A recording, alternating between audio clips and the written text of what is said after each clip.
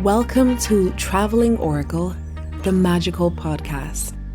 This podcast is an audio version of my blog, Traveling Oracle, to offer the convenience of simply listening as I take you with me on my journey of exploring the magic of life, the hidden things, the layers of reality that exist just beyond our senses.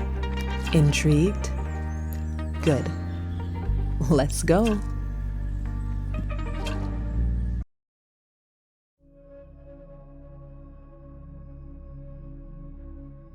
So you think you're clairvoyant, but you're actually not sure if you're just plain crazy. This is going to be a huge theme running through this blog: the exploration of gifts, experiences, and talking each other down from the crazy ledge.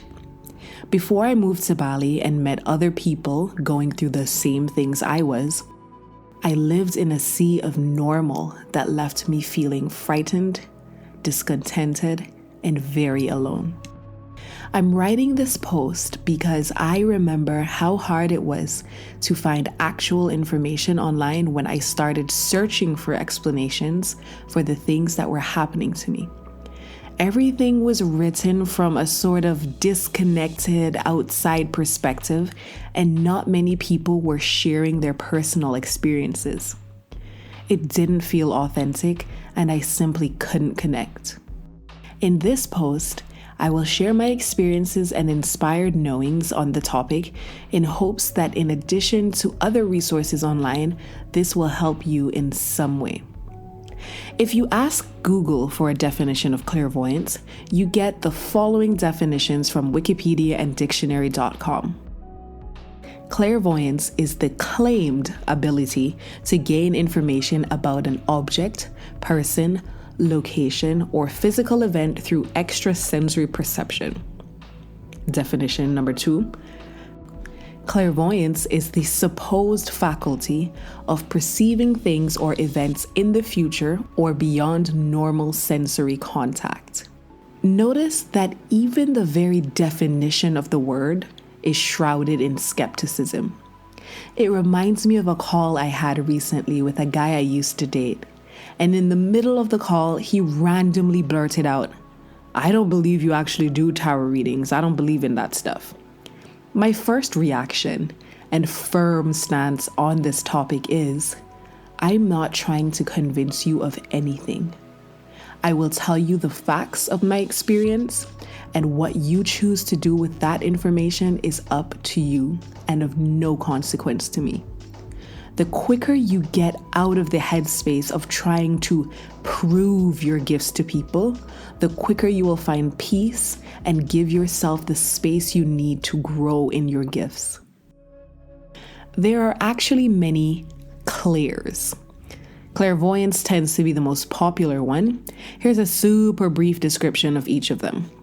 You have clairvoyance, messages by way of imagery or scenery; clairsentience, messages by the way of feelings; clairaudience, messages through a voice in your mind or in the 3D world; or claircognizance, messages through an inner knowing. My personal experience with the clairs. Now, this will differ for everyone, but I remember having these abilities as far back as 12 years old. I'll outline some of the earlier experiences I had that pointed out to me that these gifts have always been with me. As I go along listing a few of my experiences, you might see yourself in some of these experiences. Comment below if you do. Visions of future events. When I was in primary school, I remember being driven to school by my parents. We were driving through the wealthy coastline area of my hometown, and I was in the back seat minding my business. I glanced out the window and was shocked at what I saw. All the trees had lost their leaves. All the plants were uprooted. The road looked as if it had been picked up and thrown to the side. As I looked closer, some of the houses were absolutely hollow, I could see straight through these huge, luxurious houses and into the ocean on the other side, as if something came in and grabbed the contents and pulled them into the sea. Some houses had the roof completely ripped off. I even saw the shell of a car in a tree. I stared in shock, then blinked really hard, and it all disappeared. Everything went back to normal. Fast forward maybe a year or so, our island got hit by a vicious Category 5 hurricane, and I was shocked when I drove down that road afterwards and I saw the exact same scene I had seen the year before. Every single detail I saw was replicated before me. This has happened exactly 2 times in my life. It happens at random, and maybe one day I can figure out how to use this gift at will. Double talk. Ever since I could remember, I've heard a sort of double talk when communicating with people.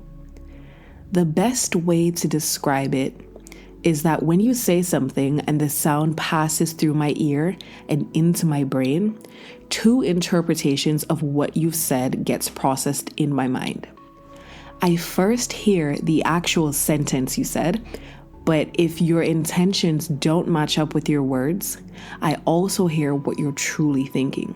So for example, if you walked up to me and you said, "Akil, girl, you look beautiful today," but in your head you're thinking, "Girl, you look a hot mess," I hear both of those things in my mind as you speak.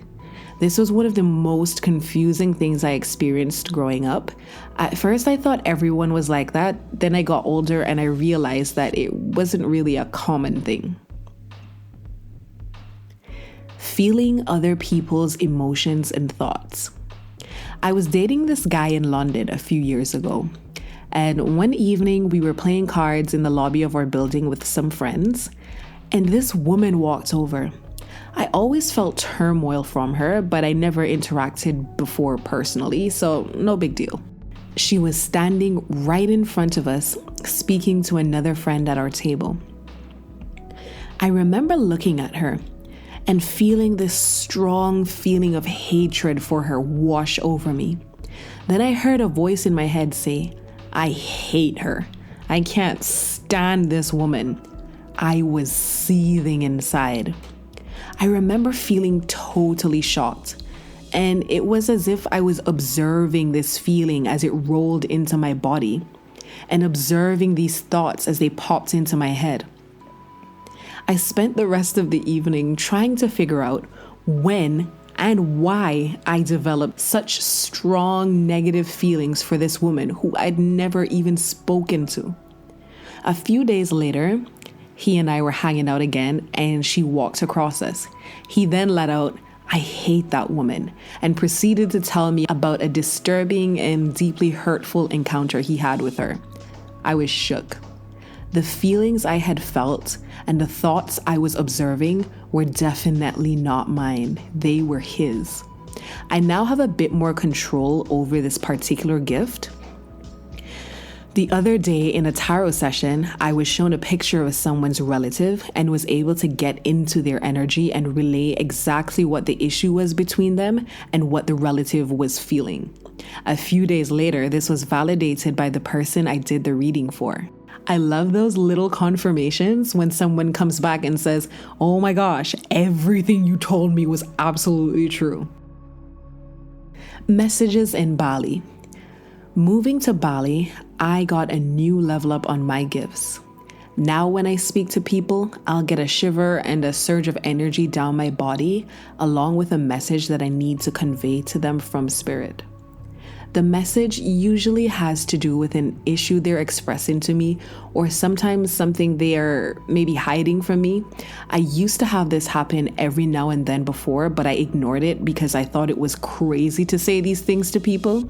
Now I say what I'm told to say, and the amazement on people's faces when I speak into things they didn't even tell me about. It makes me smile and reaffirms that I'm on the right path. Now I no longer need the affirmation, but when I was just starting out, man, was it welcomed. Tarot readings. Since then, I've added tarot to my skill set to help clearly divine what spirit is trying to say through me to the people I meet.